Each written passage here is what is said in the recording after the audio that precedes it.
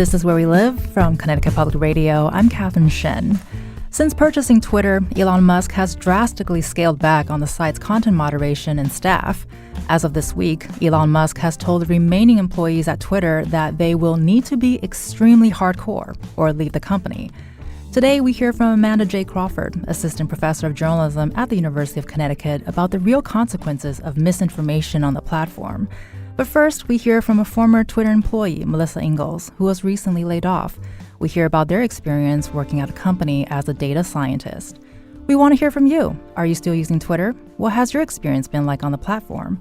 You can join the conversation, 888-720-9677. That's 888-720-WNPR. Or find us on Facebook and Twitter at Where We Live. So I want to thank Melissa for joining us today. How are you doing? I'm hanging in there. Thank you. Can you talk to us about how you ended up working at Twitter? Absolutely. So first of all, I'm a longtime fan of the platform. I've been a Twitter user since 2009. About 6 years ago, I completed my degree in data science, and they were looking for a senior data scientist at Twitter a little over a year ago, and I jumped at the chance. And what was it like working at Twitter during your first days and years, considering you were a fan? It was really amazing. Everybody who works there is incredibly dedicated, very intelligent. Everybody really believes in the product and trying to make it a better product. And what was that product? Sure. So to a large degree, Twitter was content moderation. We were attempting to keep the site, free of toxicity, to make it a place where people would want to be, that town square that Twitter aspired to be. And what was the culture like at Twitter before Elon Musk took over? Yeah, so the culture was highly, very, very collaborative. Everybody was sharing information, a lot of cross-functional meetings where we were all trying to help each other out and inform each other's opinions, very supportive of each other's work, and just trying to cross-pollinate as much as we could. So what does it mean being a data scientist? Can you sort of walk us through what were your responsibilities like, and what does it mean to be a data scientist? Yeah, it's sort of this nebulous term, right? So I specialized in natural language processing algorithms. So these are machine learning algorithms that are really great at scanning text. So I worked in a department called civic integrity. So that meant that I scanned for political misinformation. So our tweets, we had a bunch of algorithms, we called them bots, that would go out and scan Twitter and look for tweets that had political misinformation and sort of rate them on this scale. And if they had enough words or phrases that we were sort of looking for, we would flag them as having potential misinformation in them. And so you say were you part of a big team? Was it a small team, or what was that like? For sure. So my immediate team of data scientists working on political misinformation, there was a team of 3. We rolled up into a department of about 30 data scientists who covered all sorts of misinformation and abuse. This is something, anything from harassment to very harmful things like pornography or child trafficking, or even more mundane things like copyright infringement, right? And so my team was a small part of that. And as I mentioned, that we work with sort of in a cross-functional way. So, we were a truly global company. We covered the elections in Brazil, for instance. So we covered the US midterm elections. We worked really closely, hand in hand, with people who helped us understand the issues affecting the local cultures around the world. And we'd write algorithms that were specialized in those areas and in that language. And also, there was a very, very large, about 4,000 person human review team that was responsible for actually doing the grunt work of looking at the tweets. And they were the real heroes because they were exposed to some truly toxic information. And we would take their input and use that to tune our models as well. So you were part of a team of three, and it's bigger, a 30-member team, and going up to 4,000. But those numbers still seem very small comparing to the misinformation you must have been dealing with. When you were doing that on that platform, what was your approach? What did that look like? Yeah, I mean, I think you're right. It was not quite sufficient, and the I think there's this popular conception of machine learning, and it's like, oh, it works like the human brain, and it's always learning, and it can just sort of think by itself, and that's not quite true. Like any other program, it can only learn the things we tell it to learn. So these natural language processing algorithms are sort of notoriously leaky, let's say. They are bad. They can't detect the tone of speech. So parody or satire, notoriously bad at detecting that. And that's really why you need this human review team. But on the other hand, there is something like 37.5 million tweets per hour at Twitter, and no human review force is going to be big enough for that. So 100, I mean, absolutely, we missed things. Things went through the cracks. But you need sort of both of these systems in place. Well, you mentioned collaboration. It sounds like it's a collaboration between human and machine. And clearly you loved your job. You love this industry. Did you take a lot of pride in the work that you did there? Absolutely. You could see sort of a tangible effect in flagging misinformation. And again, not just in the US, but around the world. And you think, well, I helped to keep the elections about the elections, the elections as information, as sort of misinformation free as possible. Again, things do definitely slip through the cracks. Yeah, it really felt like it's truly important work, especially since we've seen the effects that misinformation could have. The 2016 elections are a prime example. QAnon is another example. We can just see the effect that these ideas can have. And I really love that you're sort of painting a picture that there are human beings behind these technical platforms that makes it work, right? And can you talk about those days, like you mentioned, where you had a lot of work against misinformation, especially you were combating a lot of election-related issues, and I can't imagine COVID misinformation. Yeah, COVID was another huge issue that we were looking for, especially as it intersects with politics, because it absolutely does. So with even certain politicians, both here and abroad, tweeting out misinformation, as elections would approach, as I mentioned, the Brazilian or the US elections, a lot of our focus would turn towards those elections. A lot of our manpower would turn towards those. But it's really difficult because you need people who are able to understand the local language and the local culture. I don't speak Portuguese. I don't claim to be an expert on Brazilian culture, but I can write an algorithm with a local expert with their input to help look for the things that they think are important. And you have to, like you mentioned earlier, things unfortunately do fall through the cracks. Yeah. Is misinformation hard to get ahead of? What do you do to keep up, especially since, a lot of people are on this platform, they're tweeting all the time. How do you get ahead of that? It's actually, you identified something. It's actually really, really difficult to keep up with political misinformation because the nature of political discourse changes all the time. It's constantly evolving, and your algorithm is only as good as you've trained it to be. The example I give here is, if we remember, there was a very popular conspiracy theory of about 5 to 6 years ago, Pizzagate. If I wrote an algorithm in 2022 that was looking for misinformation related to the Pizzagate conspiracy theory, it might find some people still talking about it, but it no longer shapes the political discourse in the way that it once did. So you need to continually be updating and manning these algorithms, and a lot of that was looking at trending topics, was speaking to human reviewers, was watching what was actually getting flagged. Because an individual user could flag a post as being spam, as being abuse, and that was user-reported tools were a huge input for us. And you mentioned that, of course, your work has a larger focus on U.S. politics, but can you touch a little bit about why is it important to keep track of everything going on internationally? Yeah. Just like in the U.S.,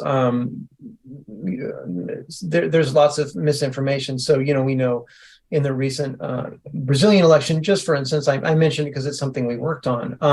It was Lula da Silva versus Jair Bolsonaro, and Bolsonaro was a big COVID denier. He did not. He was highly skeptical of the lockdowns, and despite having had caught COVID himself.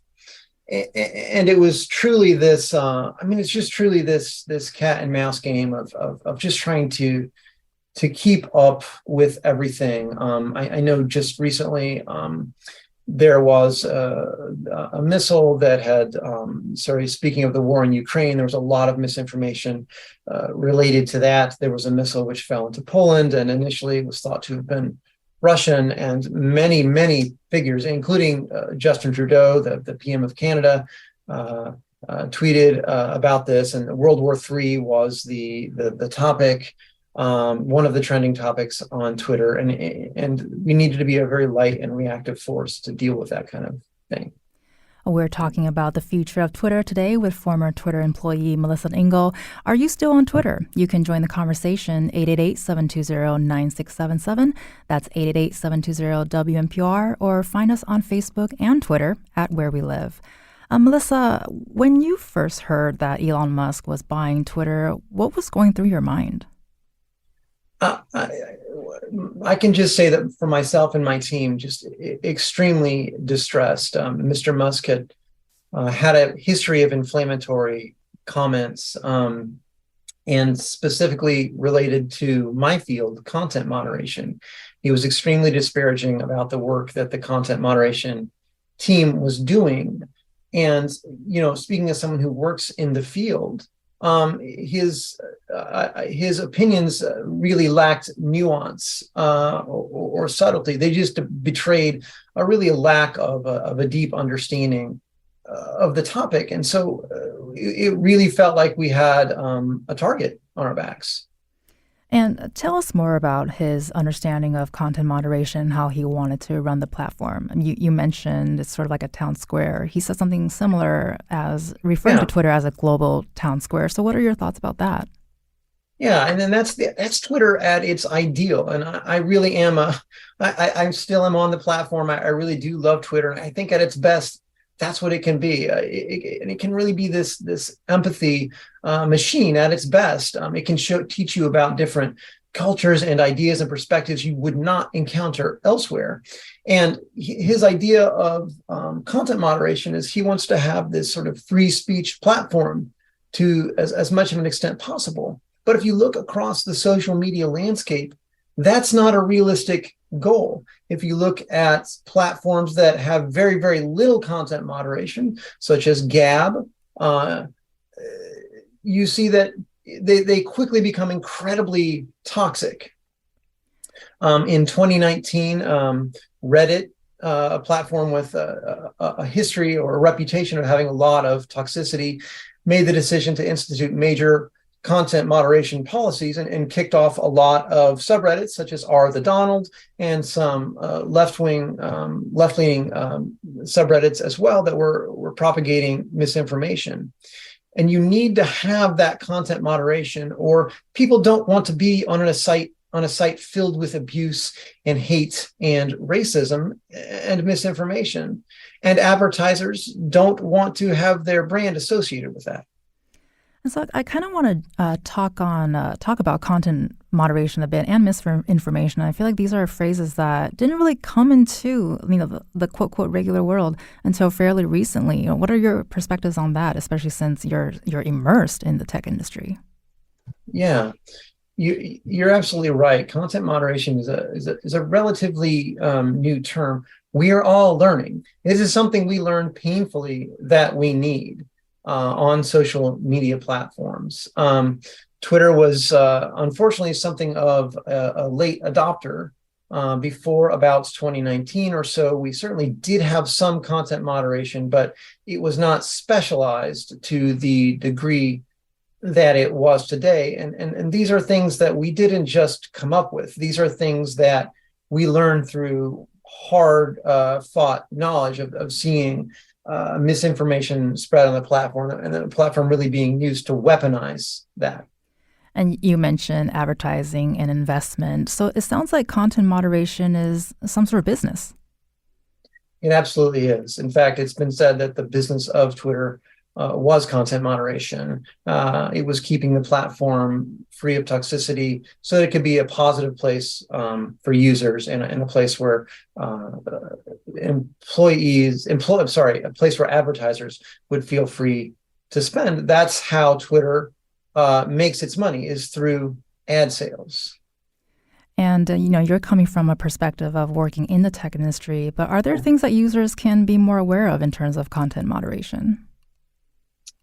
Yeah, we've placed tags now on, for example, articles where if you try to tweet out an article and you have not clicked on the link, it'll say, do you want to read this? Do you think you want to read this article before you tweet it out? So we're trying to say, just take that extra step as a user to really don't just forward along, don't just retweet an article that someone says expresses a certain view. Take the time to read it, take the time to think about it, and really do your own research of trying to see if this is corroborated. And that feels like a heavy load for people, but I think it's going to be extremely important, especially going forward, if Twitter even survives as a platform, because the moderation is just not there anymore, and the abuse and misinformation is going to be propagated at a much greater rate. From Connecticut Public Radio, this is Where We Live. I'm Catherine Shen. We're hearing from Melissa Engel, a data scientist who formerly worked at Twitter. Coming up, Melissa stays with us, and we hear her thoughts about the future of the company. We also would love to hear from you. What has your experience been like on Twitter? You can join the conversation, 888-720-9677. That's 888-720-WNPR, or find us on Facebook and Twitter at Where We Live.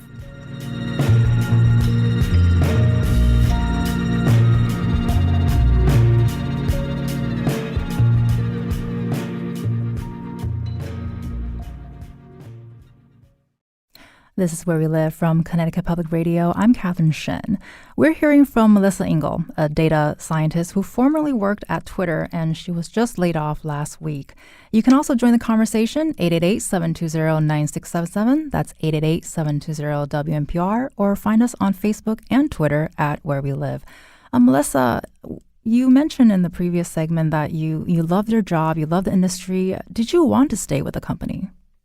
Absolutely. I really, really wanted to stay there because I felt my work was important. I felt we were making a real difference. You could see the misinformation that we were helping to filter out, to flag. If an account got too big, I should say, if a sort of piece of misinformation got too big, we could help remove that from the platform and keep it, a positive place. And how did you find out that you got laid off? And as a contractor, what does that mean for you? Yeah. So as you are probably aware, there was an initial round of layoffs of the full-time employees, which happened on Thursday, November 3rd to Friday, November 4th. Those employees were laid off. We sort of formed a group chat to commiserate outside of Twitter, and you could see as the 11 p.m. sort of local time hit, people were being cut off. So as 11 p.m. East Coast, our East Coast employees, I've been locked out. I can't get in the system. I've been logged off my computer. And then we could see it happen in Chicago and in Denver. And it was this enormous wave sort of rolling across the United States. And it was incredibly grim to see it coming towards you and not know if it was going to strike you or not. In that initial round, my boss was laid off. And my boss's boss, the head of the department, immediately, or she resigned soon after that. I was then left without a boss, without a command structure, and without a clear assignment of what I should do. And keep in mind, we are mere days away from the US midterm elections. So everybody who was left in our reduced workforce was scrambling to keep the site free of misinformation in the last few days leading up to the election. Without a clear, is this work going to be appreciated? Is this what we should be doing? This is just what we felt we should be doing. And then this past Saturday, I guess it's the 12th of Saturday, November 12th, I was looking at my phone at about 5:30 p.m. I was with my daughter at the mall here in San Francisco, and I received a pop-up, a notification on my phone that said, you've been logged out of one or more of systems on your phone. And I checked my Twitter mail app and my Twitter Slack, and I had been logged out of both of those. So that's how I knew that I had been laid off. I think it's incredible hearing your experience and having a sort of mirror in the headlines that readers are reading in the news. What was your reaction to the way they laid off employees? I cannot believe that they laid off employees in this way. These are dedicated, highly intelligent, highly skilled employees who are trying to do their best. And I want to say that it does look like we see layoffs in other, at Meta or at Amazon. I think it's very possible that some amount of layoffs were necessary. I've been in the tech industry for quite a while now, and the way layoffs are handled is typically your boss or someone senior in the organization sits you down either in person or or on a Zoom, and breaks the news to you. It's always devastating, and people want to make soften that blow as much as possible. To have these sort of mass layoffs done by just logging you out of the system, not telling you, just logging you out of the system, it's incredibly disrespectful.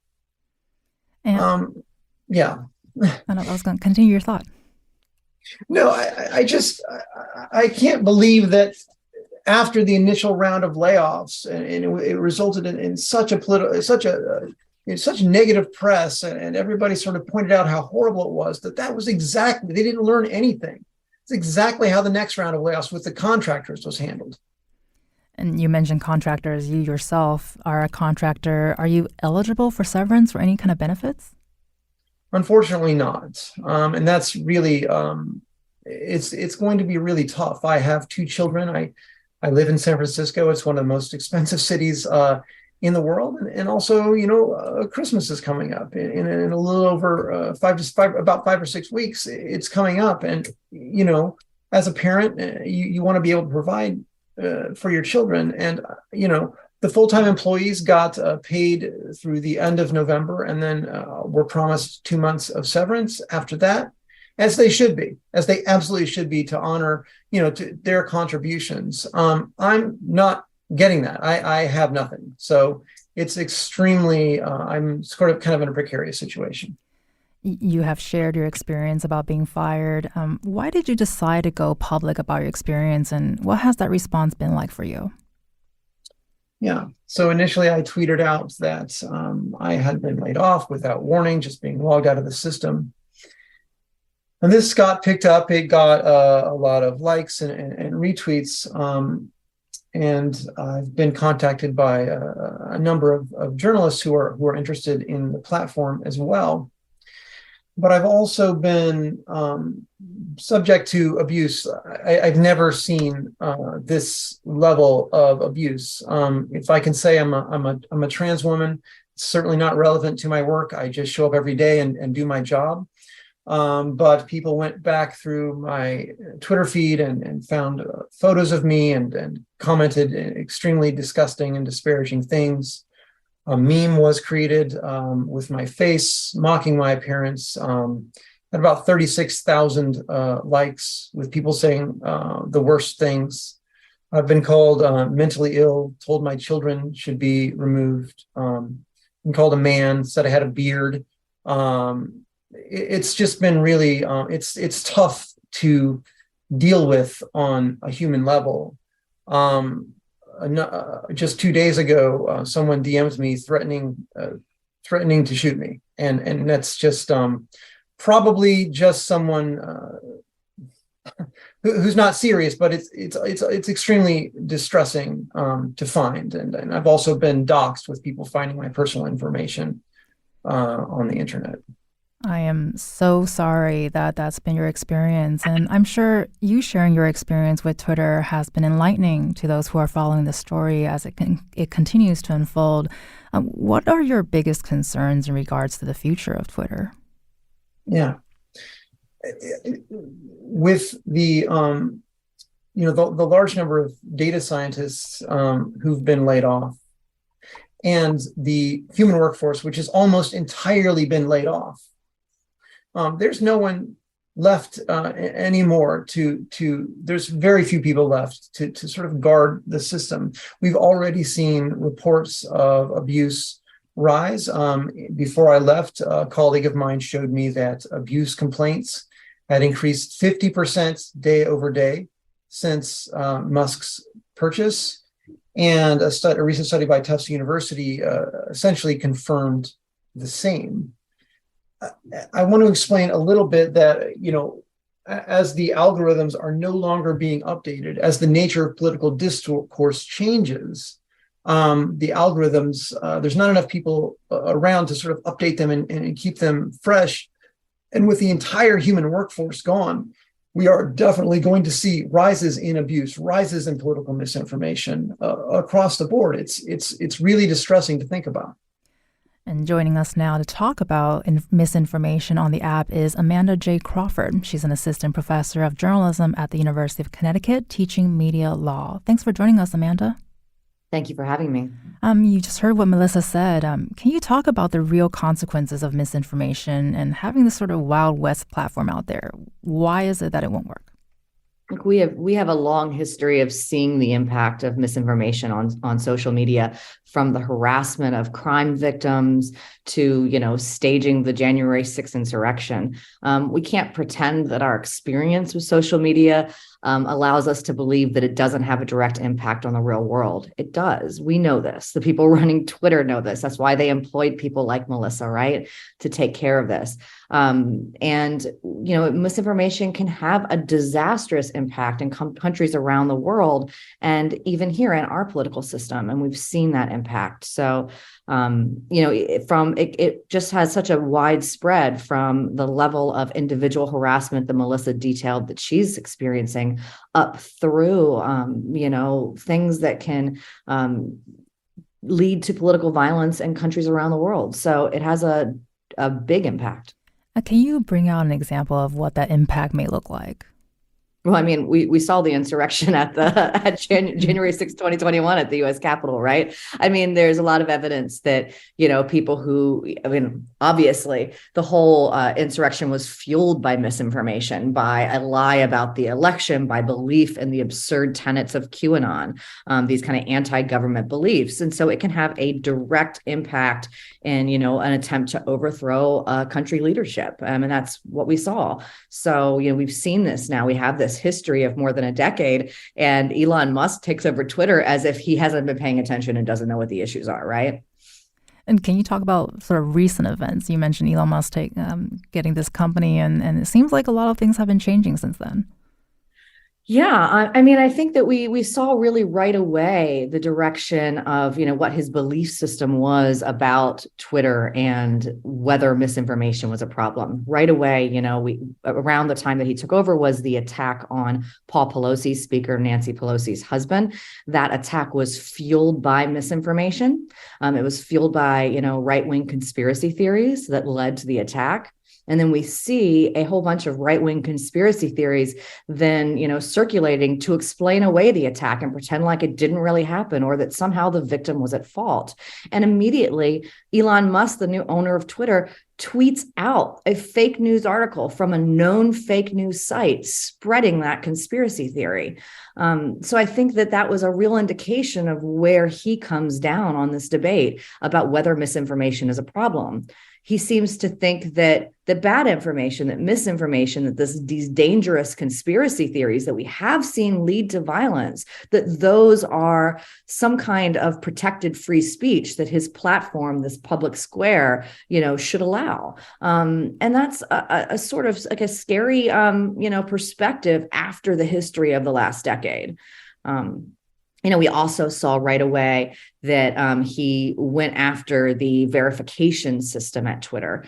And he said that it was clear that he thought the problem on the platform wasn't this terrible misinformation, the lies about people leading to violence. Instead, he thought the problem was the elitist journalists who had the check marks. I'm not going to say that the Twitter verification system didn't create an elitist, level. Certainly, it was much easier to get verified if you worked for a big media corporation. And so I can see some complaints about that. I'm personally not verified on Twitter because I don't work for a big media organization. But his perspective seemed to be that there was no value in verifying people's identity. And he seemed to find in the wake of that, this rash of fake accounts. We saw fake accounts, when he created Twitter Blue, allowing anyone to get that check mark, right? We immediately saw phony accounts pretending to be Joe Biden, saying sexually explicit things. And we saw a company, Eli Lilly, get, have some fake information sent out from what looked like a verified account from them. And so he didn't seem like he understood why that system was important to protect, discourse. Well, speaking of protecting discourse and journalists, you teach journalism students. And how important do you think Twitter is as a tool for journalists? And how are you talking to your students about the changing landscape? I think that that's really the reality, is that journalists have been among the groups that have used Twitter a lot, right? I mean, I turn to Twitter for my news. I always have. I don't tweet a ton anymore, but, I've always turned to it for news, and that's been its important source. So if you take away that level of verification, is this really coming from, NBC, or is this a fake account, right? Is this really coming from the New York Times or not? Then you've really hampered the ability of users to tell whether or not they're getting, correct information. So at a very basic level, just allowing people to make a decision about the content that they share or they absorb and read, that verification system was that. It was allowing people to make a decision about what's a reliable source, right? That misunderstanding, about what it was for, was one of the reasons we saw, it get scaled back right away. For journalists, I think that, there are lots of tools out there, and, we can move on, but, Twitter has been an important source for a long time for journalists. And as we watch this happen, it seems like every day there's something different. Do you think Elon Musk could be subject to lawsuits if he doesn't have a better grasp on this misinformation? Well, I mean, Section 230 of the Communication Decency Act provides a lot of protection for misinformation that comes from users on these platforms. There's been a lot of debate over many years about whether or not that needs to be changed.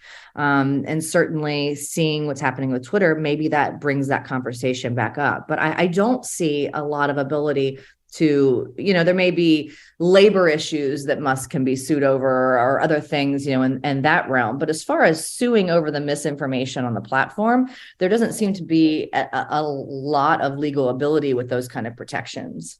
I want to bring the conversation back to Melissa real quick. The prospect of Twitter completely shutting down. What are your thoughts about that? Because there's a lot of information and relationships built on Twitter, and could it be a huge loss for them? Yeah, absolutely. If you refer back to that sort of public town square, aspect of Twitter, which Twitter can be at its best, as you say, people have built, followings and important networks on there to keep abreast of issues, to keep abreast of the news, and we're already seeing like major site outages reported, across the U.S. And I just think it's going to be the removal of another tool in this kind of misinformation and sort of lack of information as it's being spread. It's just going to make things a lot darker in terms of information. From Connecticut Public Radio, this is Where We Live. I'm Catherine Shen. Amanda J Crawford, Assistant Professor of Journalism at the University of Connecticut, teaching media law. Thank you so much for being here. Thank you for having me. Coming up next, we hear from the Digital Preservation Coalition on the importance of digital archiving. Melissa Engel, a data scientist who formerly worked with Twitter, stays with us. You can join the conversation, 888-720-9677, or find us on Facebook and Twitter at Where We Live.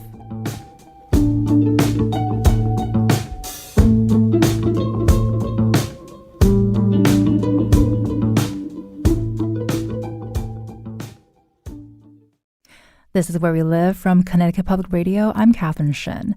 If you left Twitter, did you download your Twitter data before you left? Preserving digital data presents more challenges than you think.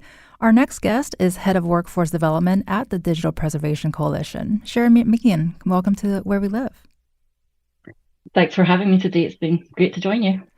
And tell us about your work as a digital archivist. When I see the word archivist, I think of old books and tea-stained papers. So what does it look like in a digital space? It's definitely a lot different from what you might expect in the physical world.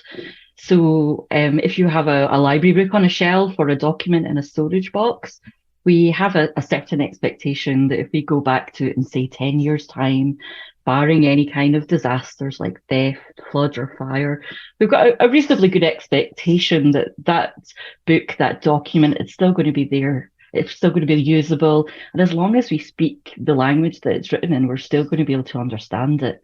But that's very much not the case for digital information. So if you store a digital image or a document, for example, on a hard drive, will you still be able to access it in 10 years? Will that drive still work? Will you have the right connector for attaching it to your laptop? Will you still have the right software for opening the files? Will they still be uncorrupted? And those are some of the issues that we are trying to manage in digital archiving to make sure that we can provide sustained access to digital information. And that involves a really quite varied list of tasks around addressing those kind of issues, from working with information creators to make sure that information itself, the data, is being created in formats that we can actually preserve over time. We have to really assess digital information and data to decide what we actually need to preserve in the long term, because frankly, most custodial organizations don't have the resources to keep everything. We need to catalog and index that information so that we continue to identify it, find it, and use it. We work with colleagues in IT departments to help develop the technical infrastructures that we need. We need to understand how to provide access as well. What software are users going to need? What skills will they need to have? What additional supporting information will they need to be able to understand the digital data? And we need to plan for the steps that we need to take to actually carry out all of these preservation actions to allow us to access and reuse it over time. So it really requires quite a wide range of skills and knowledge, including things like project management, team working, communications, technology, legal and social issues, as well as kind of traditional archive information management skills themselves. Sounds like a gigantic department. And I'm glad that you mentioned hard drive, because I'm not going to lie, I was picturing Indiana Jones sort of dusting off a USB. Can you talk about the importance of digital preservation and what does that look like for us? So basically, without digital preservation, we don't have any guarantees that digital information is going to survive for the future. And everything we do today revolves around digital information. It's how we communicate with each other. It's how we bank, how we shop, how we access healthcare. Almost every element of our lives has some kind of digital information element to it. So if we're not actively managing and preserving this digital information, it's going to cause us problems, both in terms of kind of long-term documentation of human history, but even in the short term, will the systems that we need to survive on a daily basis continue to be available to us? So it sounds like this data feels like it's a different language. So How will digital preservation help scholars and historians do their research? Is it something that they have to get special training in, you think, or is it just like any other researcher? It's definitely going to require some additional skills for people who are working with digital data. Some skills similar to the ones that we have heard around kind of Melissa's work at Twitter. You need to have a lot more skills around kind of analysing and understanding data. And some of that's going to certainly need to happen on an automated level because of the scale of the digital information that's out there and the kind of levels of kind of obtuse kind of levels of obtusity between actually being able to kind of have a piece of digital information on a hard drive and then being able to access it. It's not like a book that you can pick up and read. You need to have the correct configuration of hardware and software in place to even be able to open a digital file. So we're seeing a lot of kind of memory institutions are really having to invest in new access routes for providing access to information for researchers, looking at developing new technologies and new solutions for how they can actually open, interrogate, and reuse this data. Well, I'm glad you mentioned Twitter data because I wanted to ask, why are we hearing now about a need to download our Twitter data, and what does that haul look like? So, Twitter is such an important resource for potential kind of future research and understanding who we are as a society today. I was reading an article actually earlier this morning. I'm in the UK, so it's in the afternoon for me. It was in the MIT Technology Review by a British journalist called Crystal Cole-Walker about the kind of ubiquity of Twitter and these social media platforms, and there's so many of us using them now that they're almost like a de facto public archive. And as Melissa's mentioned, they have that kind of town square kind of element to them, that it's a place where we go and we share so much about ourselves. It's a place for news, as Amanda mentioned. It's an important tool for the workplace, for organisations who want to advertise products. For me, it's a place where I can connect with colleagues at different organisations and in different countries to share experiences and advice. It could be a forum for communication about important social justice movements like Black Lives Matter and the current protests in Iran. It's also a way to keep those in power to account. It plays an important role in world events. And finally, on a kind of personal and social level, it's very important to people. And getting that data and having it in a usable way is kind of what we really need. And there's a real worry at the moment about the kind of longevity of Twitter and whether the data from that is going to survive in the long term. Are we going to lose the potential it has for these really kind of rich research purposes? It's been kind of described as possibly the kind of richest kind of gold mine of information about any kind of era in history that there might ever be, because there's so much interaction over there. But it's not just about the raw data itself. Twitter itself is a conversation, and being able to actually preserve that conversation is one of the hardest things. It's not just about capturing the individual data of tweets.